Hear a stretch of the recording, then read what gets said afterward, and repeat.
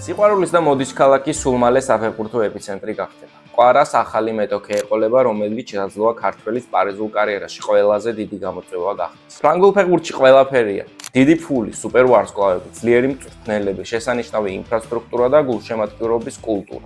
გამორჩეული დაპირისპირებები: Le Classique, PSG Marseille, Le Derby, Zurich და Georges დუელი, Saint-Étienne Lyon, Olympique Derby, Lyon Marseille. ყველა ჩემს მიერ ჩამოთვლილი რეგიონალური დაპირისპირებაა, სწორედ ამიტომ ვფიქრობ, რომ რაღაც აკლია. თანაქალაქური დერბის გულისხმობ, ისეთი როგორიც მადრიდული, მანჩესტერული, მილანური თუ ლონდონური დერბები. მაშინ როცა PSG და კვარა დიდი ხნის შეუსრულებელი ქვესტის ლიგის ტიტულის მოგებას ცდილობენ, პარალელურად რადარზე კიდევ ერთი პარიზული გუნდის გამოჩენა სიტუაციას რადიკალურად შეცვლის.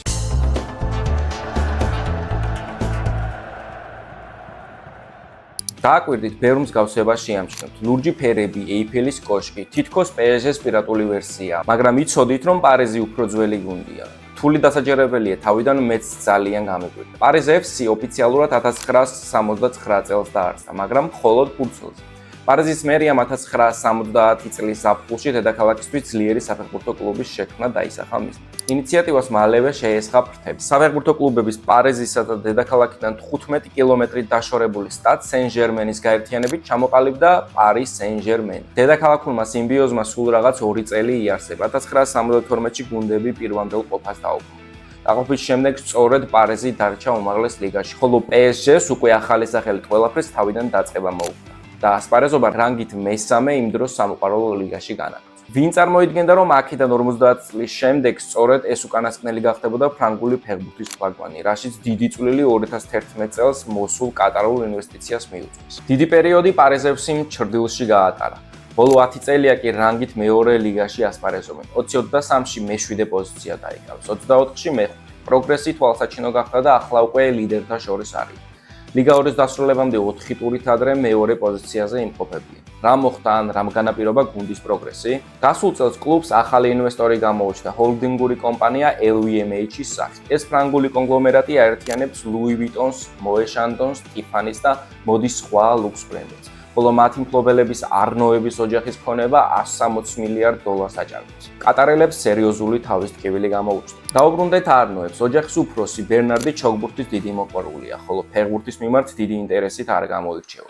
რაც შეეხება პარიზული კლუბის წილის შეძენას, ამ ამბის მთავარი ინიციატორი მისი უფროსი ვაჟი ანტუანი გახდა. იგი წლების მანძილზე ლივერპულის თავგადაკლული კომაგია. მაგრამ აქ არაფერი დასრულებული. გუნდს კიდევ ერთი თანამფლობელი ყავს, ავსტრიული გიგანტი Red Bull. ენერგეტიკული სასმელების მწარმოებელი ახალგაზრდებზე ორიენტირებულ და კომერციულად მომგებიან არაერთ საფეხბურთო კლუბს ფლობს. ამერიკაში, ბრაზილიაში, ავსტრიაში და გერმანიაში. ახლა უკვე საფრანგეთის დაიტანეს თავიანთ რუკას. წარმოგიდგენიათ, რას ნიშნავს, როცა გუნდის განვითარებაში თვით იურგენ კლოპი იქნება ჩართული. გერმანელი სპეციალისტი მიმდინარე წლის იანვრიდან Red Bull-ის საფეხბურთო პროექტებს ხელმძღვანელობს. ეს ამ ორი გიგანტის პირველი კოლაბორაცია არ არის. LVMH და Red Bull-ი მოტოსპორტში. კერძოდ ფორმულა 1-ის თანამშრომლობა. Paris FC-ის შემადგენლობასაც გადავავლოთ თვალი. კაპიტანი გამოცდილი ფრანგი მცველი ტიმოთი კოლოჯეიჩაკია. გასულ ზაფხულს შევსება სერიას გამოცდილების მქონე მაქსიმ ლოპესისა და ჟან-ფილიპ კრასოს სახით მიიღეს. კოდიუარელი ფორვარდი გუნდის ბომბარდირია. ინვესტორები აქტიურად მუშაობენ კლუბის ახალ სიმაღლეებზე ასაყვანად. მიზანი PSG-სთან კონკურენციაში შესვლა. სხვათა შორის Paris უკვე ყავს ქალთა საფეხბურთო გუნდი, რომელმაც ჩემპიონთა ლიგის ნახევარფინალამდე შეძლო მისვლა და შიდა ასპარეზზე Paris Saint-Germain-თან და Lyon-თან აქტიურ ჭრილში. კიდევ ერთი საინტერესო ფაქტი. PSG საშინაო მატჩებს კარგად ნაცნობ Parc des Princes-ზე ატარებს, სადაც კვარას ჯერჯერობით 3 გოლი აქვს გატანილი და კიდევ ბევრის მოლოდინში. ხოლო პარიზი ესტადიო შარლეტის.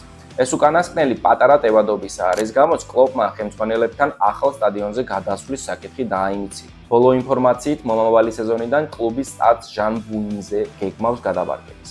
ამაში არაფერი იქნებოდა გასაკვირი, რომ არა დისტანცია კონკურენტების არენებს შორის. კლუბები მხოლოდ 44 მეტრით იქნებიან დაშორებული. კიდევ რომელი დერბი გახსენდებათ მსგავსი ისტორიით? დიახ, ლივერპულისა და ევერტონის დაპირისპირება. მერსესაიდში სტადიონებს შორის მანძილი 1 კილომეტრს შეადგენს.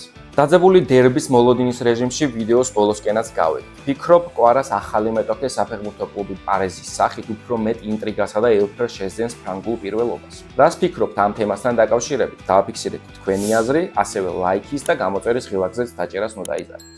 გმადლობთ ყურადღებისთვის, შევხვდებით შემდეგ ვიდეოში.